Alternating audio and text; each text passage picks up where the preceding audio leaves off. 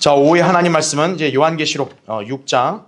자, 이제 우리 후반부 말씀 살펴보겠습니다. 자, 우리는 그동안 다섯째 봉인까지 이 현상이 무엇을 예언적으로 의미하는지를 살펴봤죠. 자, 이제 우리 여섯째 봉인으로 들어갈 차례입니다. 자, 6장 거기 12절부터 13절을 먼저 보겠습니다.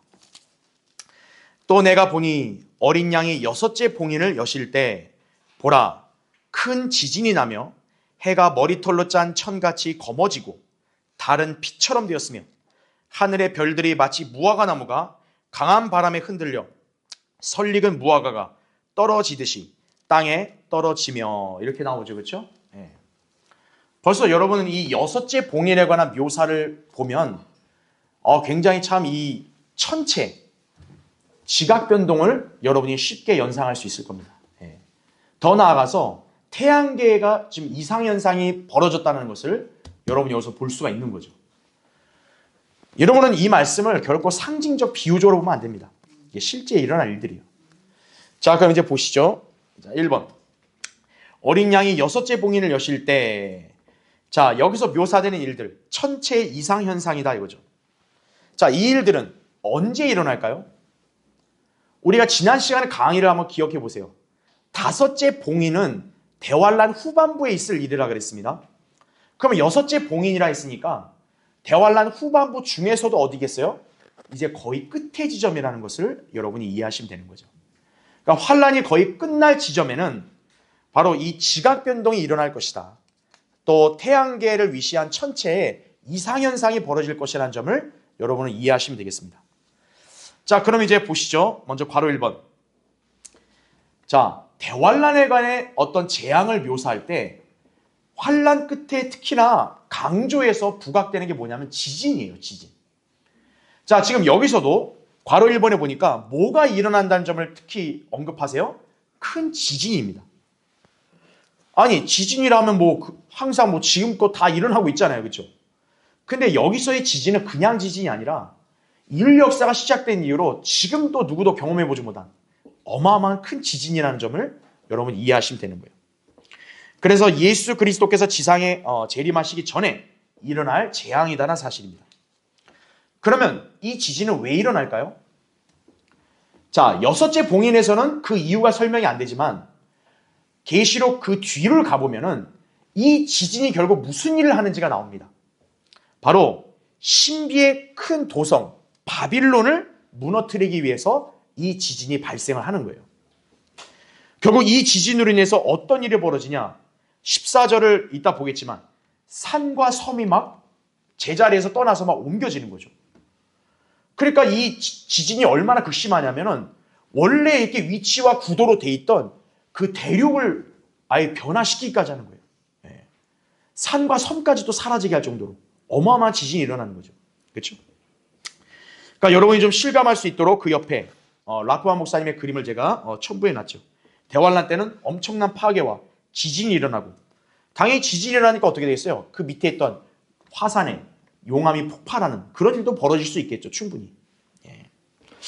자, 그래서 그 밑에 구절.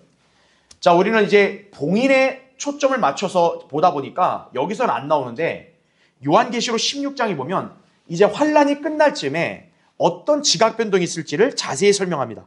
보세요. 음성들과 그다음 뭐가 있대요? 천둥들과 번개들이 있었고, 또 역시 또 강조되죠. 뭐요? 큰 지진이란 말이 또 강조되죠. 그러니까 이거는 대환란이 끝나고 또 있고 이게 아니라 똑같은 시점을 지금 묘사하고 있는 거예요. 그러니까 여섯째 봉인에서는 천둥 번개란 말은 없지만 지진을 언급했고, 이제 나중에 호리병을 공부할 텐데 그 호리병 끝에도 지진이란 말이 나오고, 바로 우린 이걸 통해서 공통적인 현상이다 보시면 되는 거죠. 대환란이 끝날 쯤에 일어날 현상이라는 거죠. 그래서 계속 보시면 그 지진이 너무도 엄청나서 사람이 땅에 거주한 이래로 그처럼 강력하고 큰 지진은 일찍이 없었더라, 이렇게 말씀하고 있습니다. 예. 근데 이 지진으로 어떤 피해가 일어나냐? 계속 보세요. 밑줄 친 거 보면 또 뭐라고 합니까? 그 큰 도성이 세 부분으로 갈라지고 민족들의 성읍들도 붕괴되며 큰 바빌론이 하나님 앞에 기억되었으니 나오죠. 계시록 17, 18장을 보면 이 신비의 바빌론을 묘사하는 도성은 어마어마합니다. 근데 이 도성이 어떤 거예요? 지금 이 지진 때문에 한순간에 다 무너져 버리는 거예요. 네. 왜 무너졌냐? 하나님 보시기에 가증하니까 무너진 거죠. 그렇죠?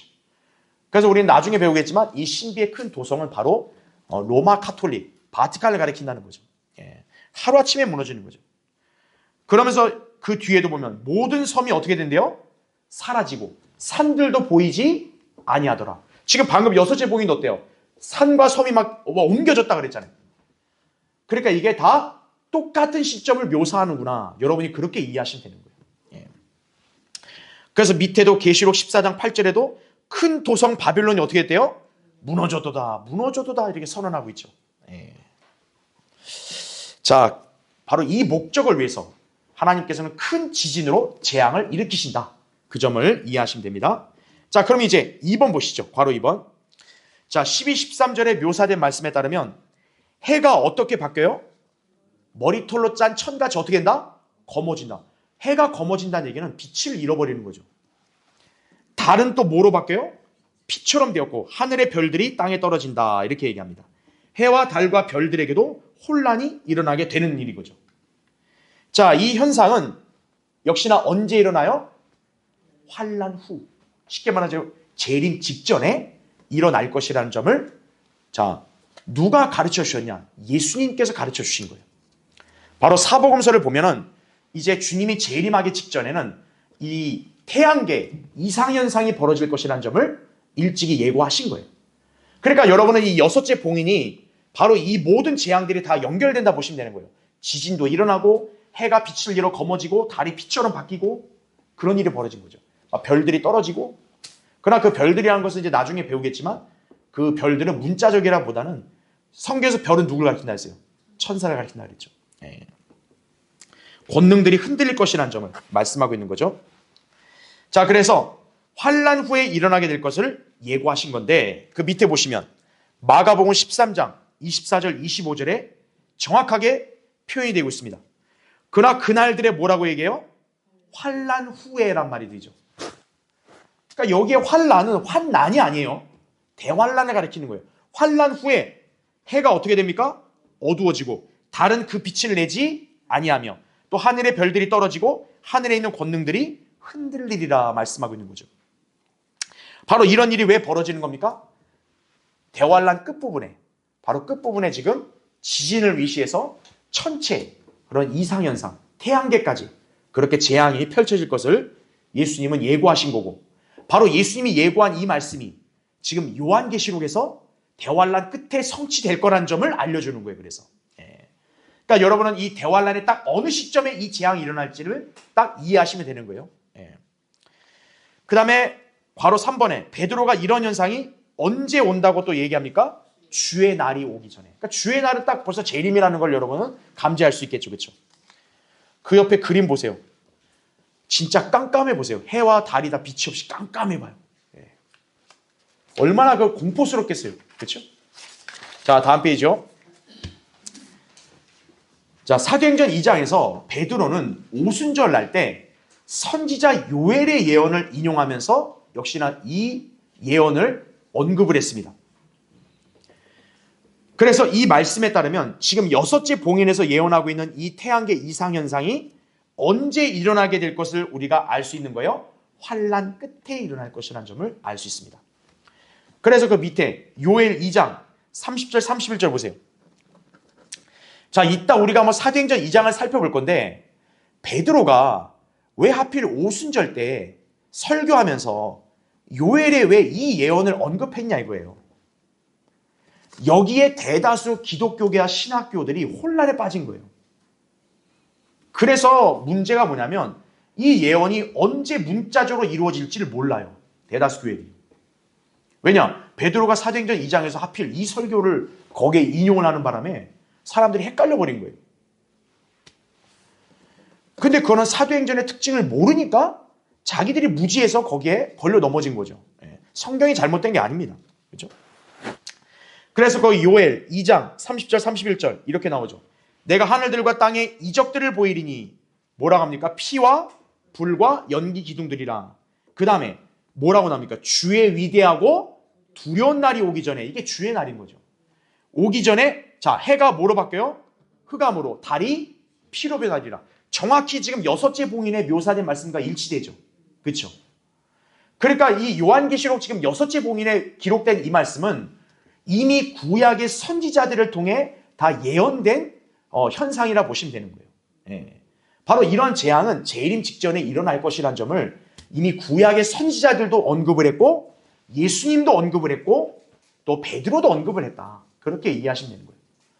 그렇기 때문에 요한계시록에 이어 기록된 것은 갑자기 나온 게 아니라 구약에서부터 이미 예고되었던 이 예언이 바로 이 시점에 비로소 성취가 된다는 점을 우리에게 알려주는 거예요. 환난 끝이라는 걸 알 수 있는 거죠. 그래서 이제 괄호 4번의 내용은 여러분이 태양, 달과 별들이 빛을 잃는 현상은 바로 선지자들에 의해서 예언된 그런 말씀이다. 이해하시면 됩니다. 그래서 그 밑에 있는 구절들은 여러분이 참조하시면 돼요. 거기 이사야 밑에 13장 10절에 보면 하늘의 별들과 그 별무리들이 그들의 빛을 어떻게 한대요? 내지 않을 것이요. 해가 솟아도 어떻게 된다? 어두워지겠고. 아까 해가 뭐로 바뀌었어요? 흑암으로 바뀌었죠. 검어졌다 그랬잖아요. 바로 이거죠. 해가 솟았는데 어두운 거예요. 빛을 잃은 거죠. 달도 빛을 비추지 않는다. 달은 핏빛으로 바뀌었잖아요. 바로 여기 여섯째 봉인에 묘사된 말씀과 딱 어울리죠. 여러분은 그렇게 예언을 공부해 가시는 거예요. 예. 그래서 이 예언은 이 시점에 성취가 되는구나. 여러분이 그렇게 서로 연결짓고 이해해야지 성경의 예언을 여러분이 정확히 배우는 거예요. 그게. 예. 자, 나머지 구절들은 여러분이 참조하시면 됩니다. 자, 이제 2번 보시죠. 자, 이제는 굉장히 중요한 대목을 우리가 좀 살펴봐야 됩니다. 자, 사도행전 2장에서 베드로가 오순절 때 선지자 요엘의 예언을 인용을 합니다. 우리가 방금 읽었던 그 말씀. 그러니까 오순절 하면 딱 그냥 교회만 떠올리니까 이거는 교회 시대의 예언이다. 이렇게 착각을 하는 거예요. 그래서 태양계 이상현상에 관한 이 예언을 미래의 재림 때 성취될 거라고 이렇게 해석하지 않고 그 옛날에 성취됐다. 이렇게 해석해 버리는 거예요. 바로 그런 교회들이 뭐냐? 후천년주의, 무천년주의를 신봉하는 교회들이. 심지어는 역사적 전천년주의도 마찬가지예요. 여러분 제가 누누이 강조했잖아요. 전천년주의랑 다 똑같은 거 아닙니다. 전천년주의도 성경적인 전천년주의가 있고 역사적 전천년주의가 있는 거예요. 역사적 전천년주의도 이 점을 모르는 거예요. 자, 그럼 이제 한번 우리 찾아보죠. 사도행전 2장 한번 보세요. 여러분이 이 베드로의 설교를 오해하면 안 돼요. 지금 베드로가 왜 설교 때 이걸 인용했냐면 지금 베드로하고 이 위시한 11 제자들이 이렇게 성령 침례를 받았단 말이에요. 성령이 그들 안에 내주했기 때문에 어때요? 그들 안에 성령이 내주했다는 것을 유대인들은 알아요, 몰라요? 모르잖아요. 유대인들은 표적을 보고 믿는 백성이죠. 그러니까 유대인들로 하여금 지금 이 제자들 안에 성령이 들어갔다는 것을 표적으로 보여줘야겠죠. 그래서 나온 게 뭡니까? 방언이 나온 거예요. 그래서요. 엉뚱한 소리 한 게 아니고요. 그러니까 왜 방언을 했냐 이거예요. 유대인들이 아리송하잖아요. 바로 그 유대인들로 하여금 지금 이 제자들 안에는 성령이 들어왔다는 것을 알려주려고 그러는 거예요. 근데 베드로가 그냥 냅다, 야, 성령이 우리 안에 있어서 그래. 이렇게 말을 하면 그냥 단순히 이 사람 말만 되잖아요. 그러니까 베드로는 사람 안에 성령이 들어간다는 게 무슨 의미인지를 하나의 예시를 보여주려고 선지자 요엘의 예언을 인용한 거예요. 선지자 요엘의 예언이 여기서 성취된다가 아니라 너희들이 지금 인간 안에 성령이 들어온다는 개념을 모르지. 성경에는 인간 안에 성령이 들어온다는 말이 있어. 그게 요엘에서 나왔어. 이렇게 소개해 준 거예요. 근데 오늘날 교회들은 뭡니까? 베드로가 이걸 인용했다고, 이때 다 성취됐다고 이렇게 간주하는 거예요. 그게 바로 성경 해석의 오류입니다. 그러니까 여러분은 베드로의 설교를 오해하면 안 돼요. 베드로가 지금 요엘이 말한 이 예언이 딱 오늘 여기서 이루어졌다 이게 아니라 너희들 지금 우리가 왜 이렇게 하는지 모르지. 우리 안에 성령이 들어갔어. 그런 게 있어? 요엘의 말씀에 인간 안에 성령이 들어간 것이 이것이라는 점을 제시하고 있어. 이렇게 예를 들은 거예요. 그래서 보세요. 16절에 보면 이것을 선지자 요엘로 뭐라 그래요? 말씀하신 바니. 즉 베드로는 선지자 요엘의 말이 이루어졌다고 얘기하는 게 아니라 선지자 요엘은 이렇게 말씀했다. 이렇게 그냥 소개하는 거예요. 자, 그럼 보시죠. 17절. 하나님께서 말씀하시기를 마지막 날들이라 그러죠. 자, 이게 키포인트예요. 그럼 왜 베드로는 다른 수많은 말씀들 말고 하필이면 요엘의 말씀을 가지고 왔냐 이거예요. 마지막 날에 이루어질 예언을 왜 하필 여기에 등장을 시켰냐? 이것도 우연이 아닙니다. 비록 베드로는 하나의 예를 소개한 거지만 사실은 뭐예요? 그 시점이 경륜적으로도 어때요? 왕국, 마지막 때가 임할 수도 있었던 시점이기 때문에 성령님은 딱 이 예언을 등장시킨 거예요. 그래서 보세요. 17절에 마지막 날들에 내가 뭐라고 합니까? 내 영을 어디에 부은다? 모든 육체 위에 부으리라. 그러면 너희 아들들과 딸들이 예언할 것이요. 또 너희 젊은이들은 환상을 볼 것이며 너희 노인들은 꿈을 꾸리라. 또 그날들엔 내가 내 남종들과 여종들 위에도 내 영을 부어주니 그들이 예언하리라. 이렇게 말씀하는 거죠. 딱 이 구절만 떼가지고 성령이 부어지는 걸로 갖다 붙인 게 바로 은사주의자들이에요. 그러니까 베드로가 여기서 설교했으니까 봐. 오순절날 성령 강림했지. 이거는 그래서 이때 성취된 거야.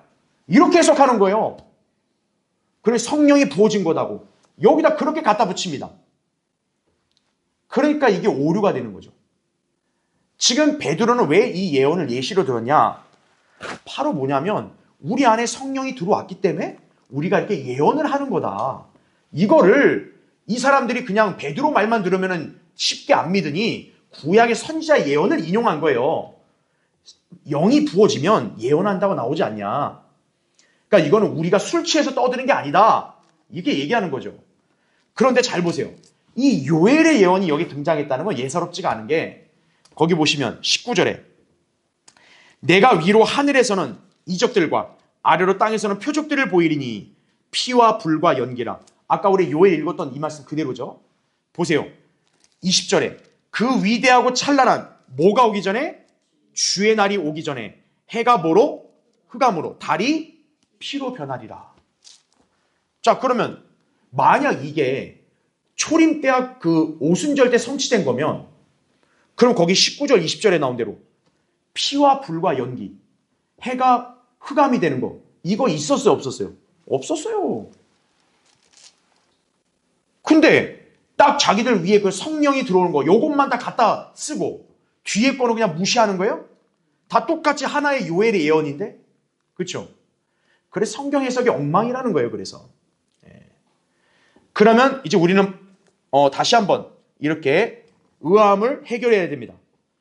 바로 뭐냐면 왜 베드로는 이 타이밍에 성령이 들어와서 예언하는 거에 대한 예시를 하필이면 선지자 요엘의 말을 썼냐 이거예요. 왜? 바로 그 이유는 아까 제가 강조한 대목 마지막 날들이라 그랬죠.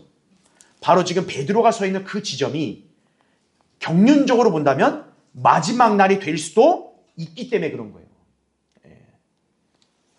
그래서 성령님께서는 특별히 베드로의 입을 통해서 성령이 들어오는 그런 대목을 다른 말씀이 아닌 요엘의 말씀을 인용하게 하신 거예요. 자, 그러면 이제 보죠. 그 진리의 무지한 교회들은 아까 잘못 해석한다고 제가 설명드렸습니다. 그렇죠? 근데 이제 괄호 2번 보십시오. 자, 그러면 왜 이 예언이 그 당시에 초림이나 지금 교회 시대에 왜 이게 성취가 안 됐냐 하면은 거기 보면 사도행전 2장에서 실제로 요엘이 말한 어떤 것도 이루어졌어요? 안 이루어졌어요? 안 이루어졌어요. 일단 해가 흑암으로 변하는 거, 달이 피로 변하는 거 오순절 때 있었어요? 지금 이 순간에도 있어요? 없어요. 그 다음에 그러면 영이 부어지는 거, 성령이 부어진 건 되지 않았냐고 또 그렇게 우기는데 거기 보시면 제가 밑줄을 쳐놨죠. 특히 성령이 모든 육체 위에 부어진 적은 있어 없어요? 없어요. 요엘의 지금 이 예언을 보면 모든 육체 위에 영이 부어진다 그랬죠. 그래서 늙은이나 젊은이나 다 예언한다 그랬죠. 그럼 여러분 보세요. 사도행전 2장부터 지금까지 이 땅에 사는 모든 인간의 육체 위에 성령이 부어졌어요? 그런 적은 없어요. 사도행전 2장에서 성령을 받은 사람들은 극히 제한적입니다. 일단 사도들이죠. 또 누구도 성령을 받았냐? 베드로 설교 듣고 회개하고 침례받은 사람도 어때요? 성령을 받았죠, 선물로. 사도행전 2장 38절에 나온 대로. 다 성령을 받은 대상은 누굽니까? 유대인이에요. 사도행전 2장 그 당시에 이방인 있어 없어요? 없습니다. 그리스도인 있어 없어요? 없어요. 그 당시에 그리스도인이라는 이름도 불리지도 않았어요. 근데 지금 이걸 갖다가 오늘날 우리 이방인들이 성령 받는 걸로 갖다 쓰면 돼요? 안 돼요? 안 되죠. 게다가 여러분 더 정확한 표현은 뭡니까? 성령이 육체 위에 부어진단 말은 올바르지 않죠. 성령님은 인간의 영 안에 내주하시는 거죠. 그러니까 이거는 교회 시대의 교리가 아니라는 거예요. 그 다음에 괄호 3번도 게다가 지금 묘사되고 있는 이러한 태양계 이상현상 지금껏 나타난 적이 없었어요. 따라서 베드로가 언급한 이 요엘의 예언은 지금도 성취되지를 않았습니다. 그럼 이거는 언젠가 성취가 돼야겠죠. 바로 언제 성취되겠어요? 재림 때 성취되는 거죠. 지금 어린 양의 6째 봉인에 묘사된 이 천체 현상이 요엘이 예언한 것과 딱 맞아떨어지는 거죠. 그렇죠. 자, 그러면 성령께서는 왜 베드로에게 이 예언을 하도록 하셨는가? 자, 괄호 3번에 밑줄친 거 보세요. 당시 유대인들에게 약속된 주의 날과 왕국이 임할 수도 있었기 때문에 그런 거예요. 우리는 이미 세대주의를 공부하면서 경륜적인 흐름을 다 살펴봤습니다. 그렇죠? 비록 갈보리 십자가 사건이 있어서 신약은 시작됐다 할지라도 여전히 왕국을 중심으로 한 경륜은 뭐예요? 아직까진 유대인들에게 연장이 되어 있었던 거예요. 그래서 사도행전 앞부분에는 예수님의 십자가의 보혈로 은혜로 구원받는단 말이 없는 거예요. 그래서 여전히 사도행전 앞부분은 유대인들, 어떤 유대인이요? 왕국을 기다리는 유대인들이에요. 그 유대인들에게 주는 메시지입니다. 결국 왜 그들에게 이런 메시지가 계속 주어집니까? 만약 그들이 그 메시지를 믿고 회개하면 구약에 예언된 주의 날의 예언이 그 당대에 성취될 수 있기 때문에 그런 거예요. 그래서 베드로도 지금 요엘의 예언을 일단 인용을 한 거예요. 그래서 사도행전은 경륜적 과도기를 다루는 책이라는 사실이죠. 그러니까 이 점을 모르니까 그러니까 일반 교회들은 그냥 성경에 나왔다 그러면 다 갖다 붙이는 거예요. 그냥. 그러니까 혼란스럽고 오류에 빠지는 거죠. 그러니까. 그래서 이제 밑에 괄호 4번 보세요. 맨 밑에. 말하자면 주님께서는 그 당시에 곧 뭐 하실 수 있었다? 재림하실 수도 있었다는 얘기죠. 사도행전 7장에 스테판 설교하고 나서 스테판이 하늘을 보니까 어땠어요? 예수님이 서 계셨다 그랬죠. 만약 재림이 아니라면 예수님은 앉아 계셔야 돼요. 오른편에. 근데 스테판이 보니까 지금 뭐래요?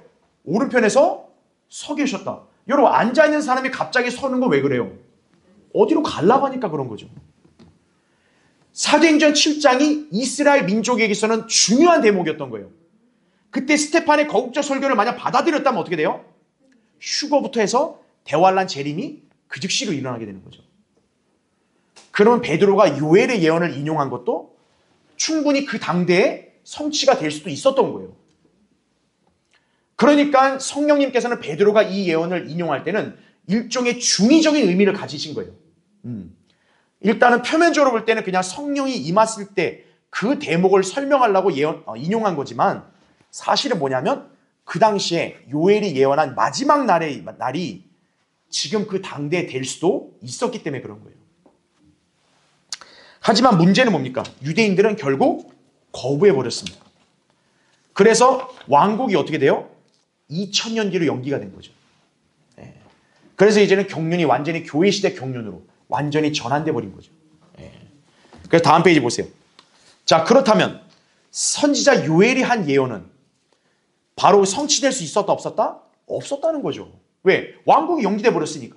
재림이 연기가 돼 버렸으니까 이제는 요엘의 예언이 그 당시에 이루어질 수가 없이 그냥 남아있는 거예요. 그래서 그렇게 우리가 구분할 수 있어야 한다는 얘기입니다. 그렇죠? 그렇기 때문에 선지자 요엘의 예언, 그리고 이 어린 양의 여섯째 봉인에서 묘사된 이 재앙, 이것은 재림 직전에 성취가 될 것이다. 그렇게 여러분이 이해하시면 되겠습니다. 자, 이제 3번 보겠습니다. 자, 이제부터는 좀 더 중요한 내용인데, 자, 여섯째 봉인에서 묘사하는 이 현상이 일어나는 시점이 언제요? 환란 끝이라고 제가 말씀드렸죠. 자, 이때 뭐와 맞물리냐? 환란 성도의 휴거와 맞물리는 거예요, 이게. 자, 괄호 1번 보세요. 예수님께서는 재림 직전에 일어날 태양계 이상현상을 설명하신 다음에 또 뭘 언급했냐면 그분께서 환란 때 택함 받은 사람들을 모으시기 위해 오실 것을 예고하셨다는 얘기죠. 자, 이게 진짜인지 아닌지를 한번 찾아보죠. 여러분 마태복음 한번 보세요. 마태복음 24장 29절부터 자 31절까지 볼게요. 그 날들에 역시 언제요? 환란 후라고 얘기하죠. 즉시 해가 어두워지며 달이 그 빛을 내지 아니하며 별들이 하늘에서 떨어지고 또 하늘들의 권능들이 흔들릴 것이라. 자, 분명히 여섯째 봉인에 어울리는 말씀이에요. 그렇죠? 그 다음 잘 보세요. 30절에 그 후에 뭐가 나타난대요? 하늘에 있는 인자의 표적이 나타나리니. 아니, 그게 뭐길래요? 땅의 모든 지파들이 통곡할 것이며 또 그들은 인자가 권세와 큰 영광으로 자, 뭐를 타고 온다고요? 하늘의 구름을 타고 오는 것을 보리라 이거죠. 자, 주님이 내려오는 거예요. 그런데 31절 보세요. 또 주께서 뭐라고 합니까? 큰 나팔 소리와 함께 천사들을 보내시리니 그들이 하늘 이편 끝에서 저편 끝까지 사방에서 자, 뭐라고 합니까? 그의 택하신 사람들을 함께 모을 것이라 이 말씀이 나옵니다. 자, 이거는 이제 우리 교환을 보세요. 자, 교환에 제가 괄호 1번 밑에 마가복음 13장 24절부터 27절의 말씀과 똑같은 내용이에요. 근데 거기 보면 제가 밑줄을 쳐놨죠. 그리고 나서라 나오죠. 예. 그러니까 시간적 순서를 마가복음은 더 정확하게 얘기했어요. 즉 뭐냐? 이 태양계 이상현상이 일어나요. 주님이 내려오세요. 근데 왜 내려오냐? 그리고 나서 뭐라 그래요? 천사들을 보내서 택함 받은 사람들을 모은다 그랬죠. 네. 자, 택함 받은 사람들을 천사들을 보내서 모으는 게 바로 뭐냐? 환란 성도들을 하늘로 데려가시는 거예요. 휴거입니다. 환란 성도의 휴거. 아하, 그러니까 이 여섯째 봉인에 일어난 그 재앙과 환란 성도의 휴거는 동떨어졌다기보다는 거의 비슷한 같은 시간에 이루어지는구나. 그걸 여러분이 이해하시면 되는 거예요. 예. 그래서 괄호 2번 보세요. 따라 성경에는 몇 번의 휴거가 언급된다고요? 2번의 휴거입니다. 이거를 역사적 전천년주의던 대다수 교회들이 몰라요, 이거를. 그러니까 요한계시록에서 이렇게 하늘로 가는 거를 다 교회 휴거에다 갖다 붙여요. 그러니까 어떤 문제가 생기냐면 교회가 환란에 들어간다라는 말이 나오는 거예요. 그래서요. 왜냐하면 이 환란 성도의 휴거는 환란 끝에 일어나니까 이 사람들은 교회 시대 휴거, 환란 시대 휴거 두 개를 구분을 못하니 환란 끝에 휴거되네? 이거 어떻게 된 일이야? 아이고, 교회가 환란에 들어가는가 보다. 이렇게 해석을 하는 거예요. 그래서요. 그 역사적 전천년주의자들의 가장 큰 맹점이 뭐냐면 이 교회가 환란 전에 휴거된다는 걸 안 믿어요. 이 사람들은. 그러니까 이 사람들은 휴거를 문자대로 믿는다고 하는데 이 사람들은 두 개의 휴거를 나눌 줄 모르는 거예요. 그러니까 요한계시록 이제 우리가 나중에 11장 보겠지만 11장에서도 모세와 엘리야가 휴거되거든요. 그걸 보고 환란 끝에 휴거되니까 교회가 환란을 통과해서 끝까지 견뎌야 휴거되는구나. 이렇게 가르치는 거예요. 그래서. 그러니까 여러분은 그러한 오류를 잘 이렇게 분별할 수 있어야 돼요. 그들이 바로 어디에서 걸려 넘어진 거예요? 휴거가 한 개만 있다고 그렇게 착각을 했기 때문에 그래요. 휴거는 두 가지가 있다는 거죠. 교회 시대 휴거와 환란 성도들의 휴거가 있는 거예요. 그래서 우리는 이걸 뭐라고 표현하냐면 환란 전 휴거와 환란 후 휴거라고 표현하는 거예요. 그래서. 자, 잠깐 한번 보죠, 여기. 우리가 이 전천년주의와 후천년, 무천년의 차이는 뭐냐면 후천년, 무천년은 왕국 이전에 재림이 있다 이걸 안 믿잖아요. 그러니까 재림이 있기 전에 휴거가 있는 건데 그것도 문자적으로 안 믿어요. 자, 근데 역사적 전천년주의는 뭐냐? 휴거를 믿어요, 이 사람들은. 근데 문제가 뭐냐면 이 휴거를 가만 보니까 환란 전에 휴거가 있잖아요. 그렇죠? 근데 환란 끝에도 휴거가 있네? 이거예요. 이거 어떻게 할 거예요, 이거? 헷갈리도다, 이거지. 헷갈리도다. 결국 뭐냐? 에라 모르겠다. 둘 다 똑같은 거야. 그러면 어떤 일이 벌어진 거예요? 교회가 환란 전에 휴거되는 거고 환란 끝에 휴거되는 거고. 그러면 이게 결국 뭐가 맞는 거냐 이거예요. 뭐가. 그래서 어떤 말까지 나오는 거냐면 어떤 사람은 아주 신실해가지고 환란 전에 올라가고 좀 믿음 생활 덜 떨어지게 한 사람들은 좀 고생 좀 하고 정신 차려야 된다 가지고 환란 들어가서 고생한 다음에 올라간다. 이런 소리까지 나오는 거예요. 그래서요. 그 역사적 전천주의가 바로 그런 거예요. 심지어는 또 뭐냐? 환란 중간에 휴거된다 이거죠. 적그리스도의 그런 참상에서는 벗어나야 되니까 환란 중간에 휴거된다. 이런 소리까지 나오는 거예요. 그래서 제가 여러분한테 강조하는 게 휴거는 몇 번 있다? 2번 있다는 거 기억하셔야 돼요. 예. 그러면 여기서의 휴거는 뭐냐? 교회가 휴거되는 거죠. 그렇죠. 이것을 보여준 게 뭡니까? 요한계시록 4장에 요한이 이리 올라오란 말로 이렇게 올라갔잖아요. 그게 교회 휴거예요. 요한이 계시록 4장 1절에서 올라가고 난 다음에 6장에 대환란이 펼쳐지잖아요. 환란 전에 휴거된 거예요. 그러면 이거는 뭐냐? 이미 교회는 없단 말이에요. 이 대환란 때 지상에. 그럼 대환란에 남아있는 성도가 누구겠어요? 환란 성도라고요. 그래서 이거는 환란 성도의 휴거예요. 그러니까 시점을 어떻게 이해하면 돼요?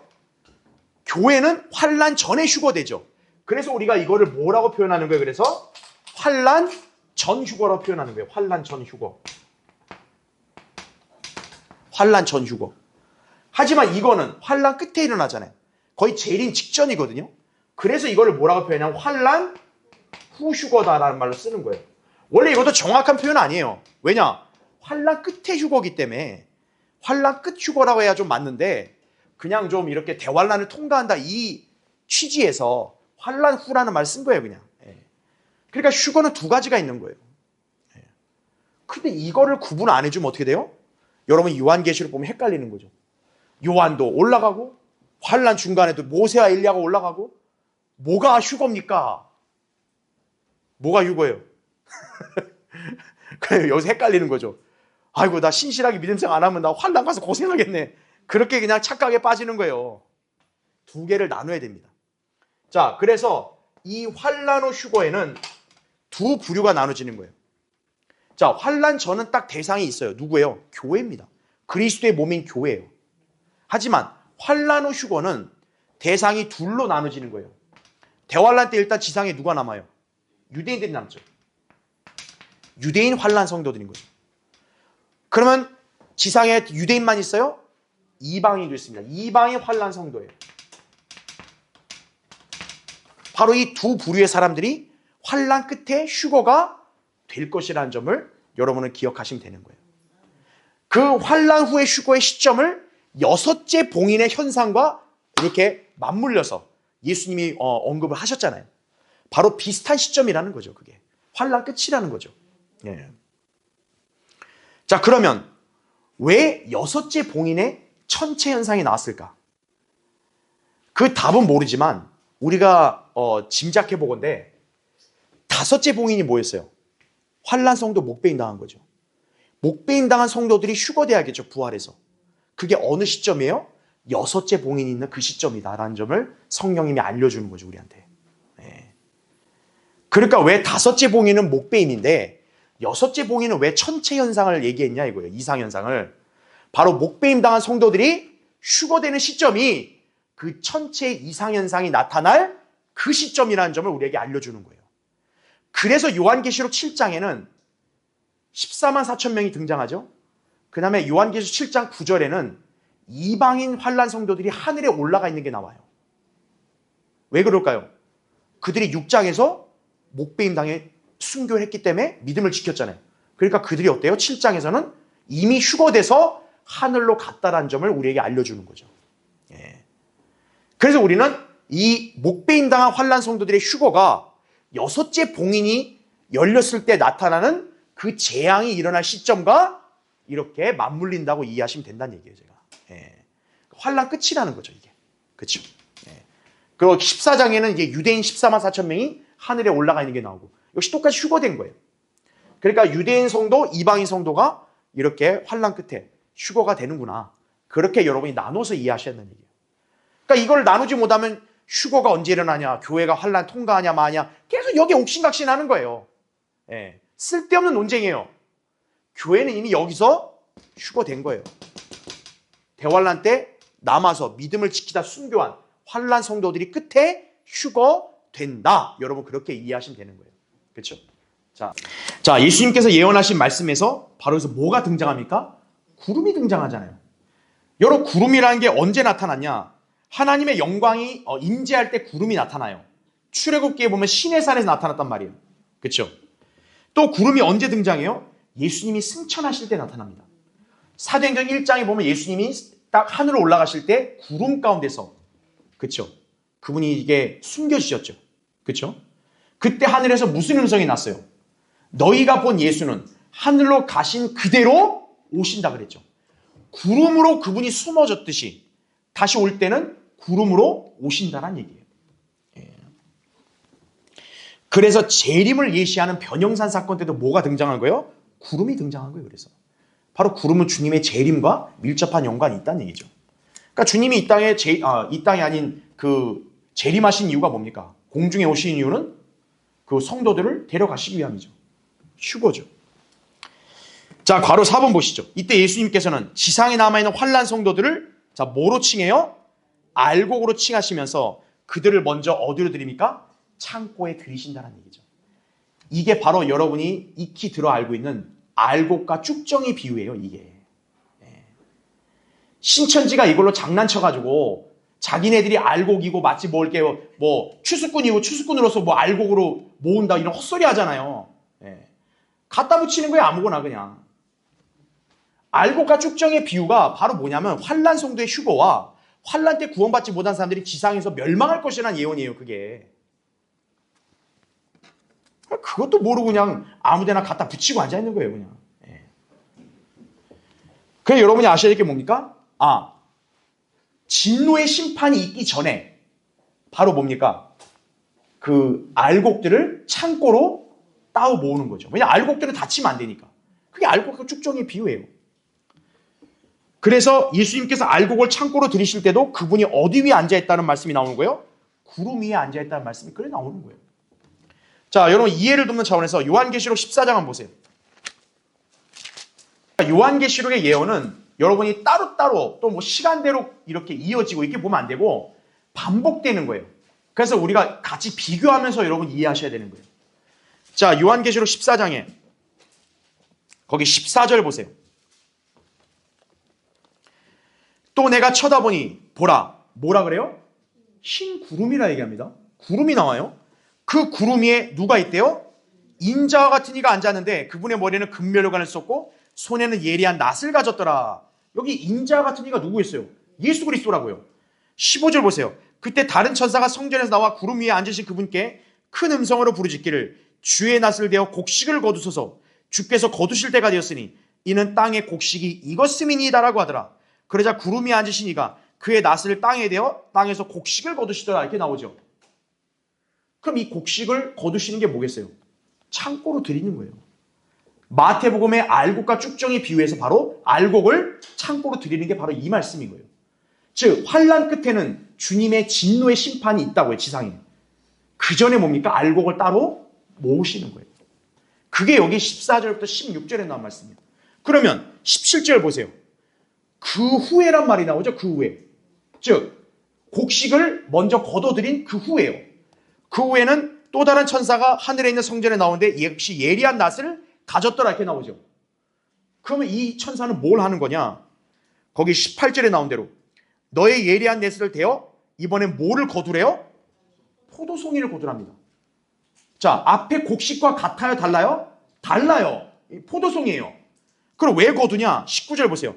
그 천사가 낫을 대어 땅에 포도송이를 거둬서 하나님의 진노의 큰 포도즙 틀에 어떻게 한다? 던져 넣으리라. 그 포도즙 틀이 도성 밖에서 짓밟힌다 이거죠. 그러니까 여기 땅의 포도송이들은 누구예요? 바로 대환란 때 악인들. 구원받지 않은 자들은 어떤 거예요? 짓밟힌다 이거죠. 진노의 심판으로 멸망한다. 그러니까 이 재림 때 멸망이 있기 전에 알곡이 되는 환란 성도들은 따로 모으신다라는 거죠. 창고로, 곳간으로. 그게 바로 환란 성도가 휴거되는 거에 대한 예언이다. 그렇게 이해하시면 되는 거예요. 그러니까 환란 성도 휴거는 당연히 환란 끝이라는 걸 알 수 있겠죠. 그들의 휴거가 있은 지 얼마 안 돼서 주님이 이제 지상 재림하여 아마게돈 전쟁으로 그들을 진멸하실 거니까. 그게 바로 포도송이가 짓밟히는 그거에 대한 예언이죠. 왜냐? 포도송이의 그 포도즙은 피를 상징하잖아요. 바로 그들이 짓밟혀서 피가 터질 거란 얘기죠. 그렇죠. 자, 그 이제 나중에 쭉 보기라고요. 어쨌든 맨 밑에 괄호 5번 보세요. 따라서 환란 성도들의 휴거는 환란 끝 무렵에 태양계 이상과 지각 변동이 일어나는 어느 시점에 일어나게 될 것이라는 얘기죠. 바로 재림 직전에 일어난다는 거죠. 자, 이 점은 환란 성도들의 휴거로 대변되는 누구요? 모세와 엘리야의 휴거를 통해서도 알 수 있는 거예요. 자, 여러분 계시록 이제 11장 보세요. 14장을 봤으니까 11장. 이제 모세와 엘리야가 적그리스도에 의해서 목베임 당해 죽어요. 근데 사흘 반 후에 성령이 들어와서 살아납니다. 그들이. 그러자 어떻게 되냐? 12절 보세요. 그들이 하늘로부터 나는 큰 음성을 들었는데 그들에게 말하기를 뭐라 그래요? 이리 올라오라 하므로 그들이 뭐를 타고? 구름을 타고 하늘로 올라가니 그들의 원수들이 그들을 바라보더라. 자, 이리 올라오라는 게 뭡니까? 바로 휴거 때 나타날 음성이죠. 요한계시록 4장에도 요한을 어떻게 했어요? 이리 올라오라 해서 요한이 하늘로 갔잖아요. 교회 휴거죠. 마찬가지로 여기서 이리 올라오라는 음성이 들리니까 이것도 휴거예요. 그래서 제가 여러분한테 휴거가 두 개라는 점을 강조한 거예요. 그래서요. 그걸 모르면 헷갈리는 거예요. 이게 이리 올라오라가 나오니까 똑같은 줄 알고. 그러니까 여기 모세와 엘리야의 휴거는 뭐냐? 환란 성도의 휴거를 대표하는 거예요. 자, 이들이 올라갔어요. 근데 13절 보세요. 이들이 올라가니까 또 무슨 말씀이 있냐? 또 같은 시간에 뭐가 일어났다? 큰 지진이 일어나서. 여러분 아까 우리 큰 지진이 어디서 봤어요? 여섯째 봉인 때 봤죠. 그렇죠. 그래서 제가 여섯째 봉인에서 설명하는 재앙이 일어날 시점에 뭐가 일어난다고 여러분한테 설명드린 거예요? 환란 성도의 휴거가 일어난다고 설명드린 거예요. 그래서 바로 여기 모세와 엘리야가 하늘로 가니까 같은 시간에 지진이 일어났단 말하죠. 그렇죠? 그 다음에 15절 보세요. 그 후에 일곱째 천사가 어떻게 해요? 나팔을 봅니다. 그랬더니 하늘에서 큰 음성들이 있어 말하기를 이 세상의 나라들이 우리 주와 그의 그리스도의 왕국들이 되어서 그분이 어떻게 해요? 영원 무궁토록 통치하시리라. 이건 천년왕국이죠. 주님이 재림해서 천년왕국이 되는 거죠. 자, 이 기록된 순서를 딱 보니까 어때요?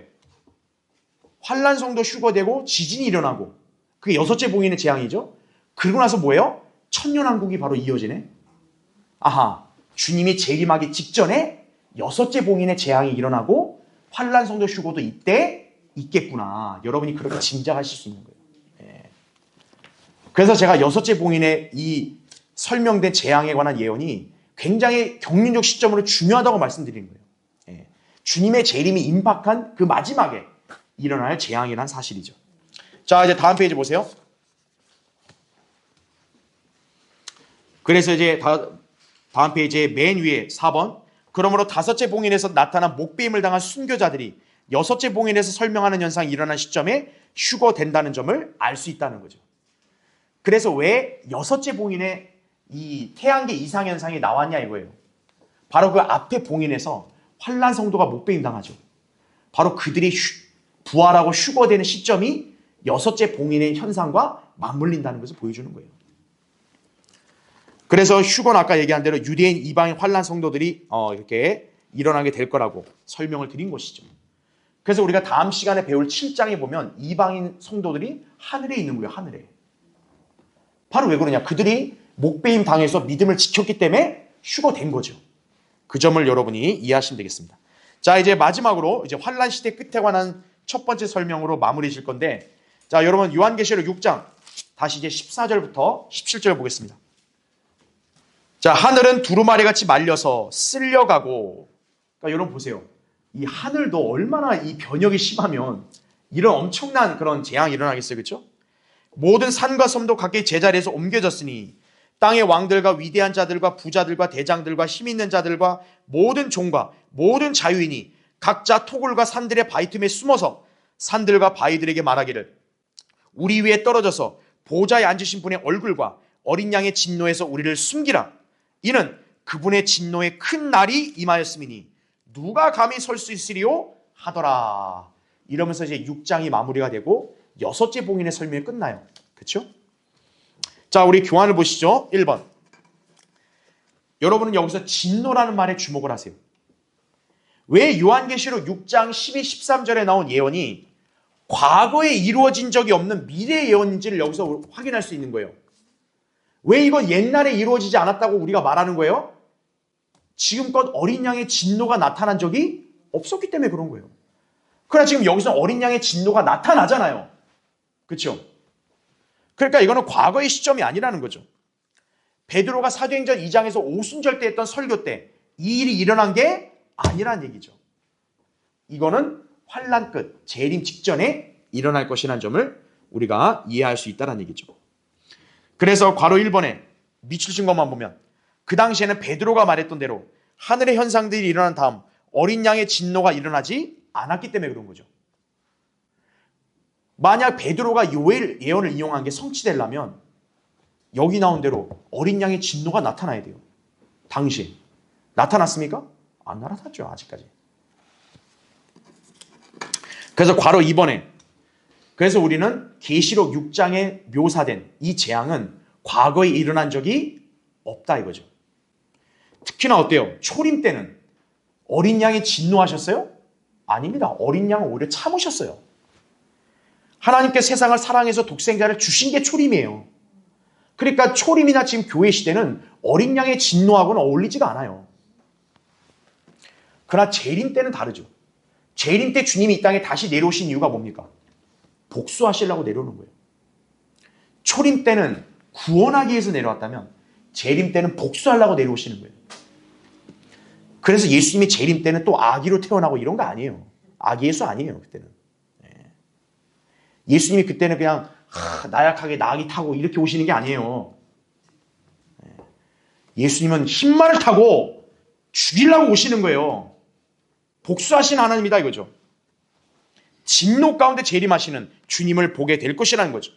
유엔, 바티칸 모든 종교 집단들 아예 뿌리째 뽑아버리시는 거예요. 그 옆에 그림 보세요. 예수님의 맨 앞에 흰말 타고 가시고 그 뒤에 우리가 따르죠. 우리 군대가 그 흰 옷 입고 흰말 타고 거기에 밑에 있는 게 뭐냐? 바로 지상에 남아있는 적그리스도의 그 아류들 다 짓밟혀서 피가 튀는 거예요. 그래서 괄호 3번에 따라서 어린 양의 진노의 큰 날은 재림으로 인한 심판이 임하는 날이다. 그죠? 말하자면 유다 지파의 사자이신 주 예수 그리스도께서 진노 가운데 이 땅에 다시 오셔서 심판하시게 될 것이라는 얘기죠. 여러분이 그 참상을 정확히 보려면 요한계시록 19장을 나중에 보면 되고 여기에 기재된 이사야 63장을 여러분이 나중에 한번 읽어보세요. 이 재림하시는 예수님이 얼마나 이렇게 잔인하시냐면 피가 옷과 말고삐까지 차는 거예요. 그 2억의 군대를 다 쓸어버리시는 거예요. 자, 그 진노가 이제 일어날 거란 얘기죠. 자, 다음 페이지죠. 자, 이로써 우리는 요한계시록 6장 6째 봉인까지 다 끝났습니다. 자, 요한계시록은 대환란을 여러 번 거치도록 합니다. 지금 우리는 대환란을 다 공부한 게 아니에요. 대환란에서 첫 번째 설명만 우린 본 거예요. 마치 예수님의 그 생애를 조명하는 책이 뭐예요? 마태, 마가, 누가, 요한이죠. 그 중에 우리가 하나만 본 거와 똑같은 거예요. 자, 7봉인에 관해서 5장, 6장에 나왔고 이제 8장 1절에서 마지막으로 언급이 될 겁니다. 자, 요한계시록에 나오는 심판들은 연대기적 순서로 되어 있다. 이게 대다수 교회와 신학교들의 해석이에요. 만약 여러분이 그렇게 이해하게 되면 여러분 혼란에 빠져요. 왜요? 지금 여기서 어린 양이 진노했다는 거 봤잖아요. 근데 또 가서 재앙이 나오고 또 가서 적그리스도 나오고 또 가서 진노가 나오고 또 가서 재앙이 나오고 도대체 대환란이 몇 번이에요 대체? 그렇죠? 그래서 여러분이 7봉인, 7나팔, 7호리병을 별개로 보시면 안 되고 똑같이 7년이란 대환란 기간을 각각 다른 측면으로 묘사를 했다. 그렇게 이해하시면 되는 거예요. 그러니까 여러분은 이 지금 그 괄호 2번에 봉인, 나팔, 적그리스도의 활동, 호리병 이 네 가지 측면을 여러분이 상호 보완해서 보면 대환란 때 일어날 일을 더 선명하게 이해할 수 있다는 거예요. 예. 그래서 이 네 가지 측면을 보면 중복되는 것도 있어요. 어떤 재앙은 중복되기도 하고 또 어떤 거는 같이 또 이렇게 어우러지는 말씀이 있고. 그러니까 여러분 이 중에서 하나만 보면 잘 모르죠. 네 가지를 같이 보게 되면 여러분은 앞으로 7년간의 환란 기간 동안 이 지상에 얼마나 끔찍한 재앙이 있을지 주님의 재림의 심판이 무엇인지를 정확하게 알게 되는 것이죠. 자, 그래서 이제 결론을 마지막 이제 하면요. 자, 이제 우리가 다음 시간 7장은 삽입장입니다. 그러니까 시간적 순서가 아니라 요한계시록 7장은 대환란 어느 기간에 일어날 일을 삽입한 거예요.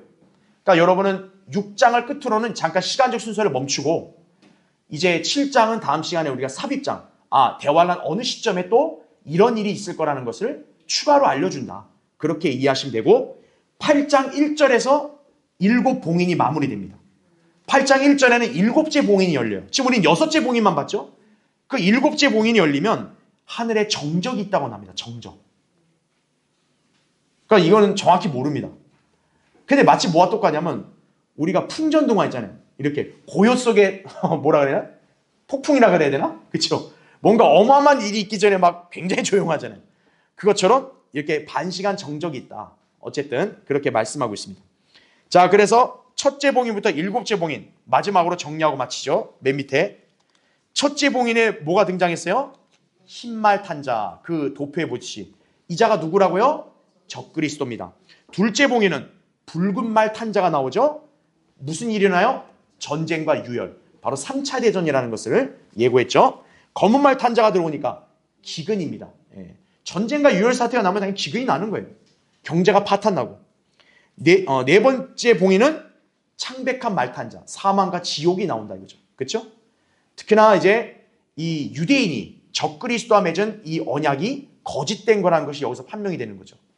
그 다섯째 봉인은 뭡니까? 제단 아래 순교혼들, 목배임 당하는 거죠.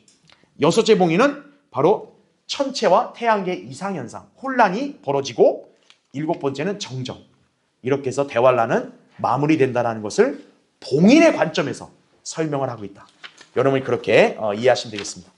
자, 이제 다음 시간에 또 계속 이어서 공부하겠습니다.